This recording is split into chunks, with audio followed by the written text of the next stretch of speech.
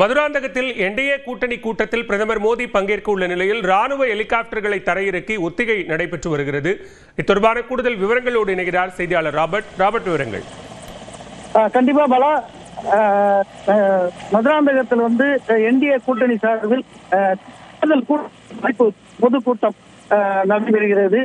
இது நாளை மறுநாள் நடைபெற உள்ள நிலையில் தற்போது இந்திய பிரதமர் நரேந்திர மோடி அவர்களுக்கு இந்த மாநாட்டு திடல் எதிரே அமைக்கப்பட்டுள்ள ராணுவ ஹெலிகாப்டர் தளத்தில் தற்போது 2 ஹெலிகாப்டர்களை ராணுவத்தினர் இறக்கி சோதனை செய்து வருகின்றனர்.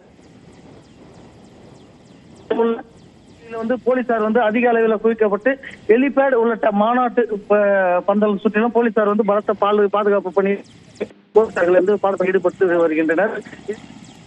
விவரங்களுக்கு நன்றி ராபர்ட்.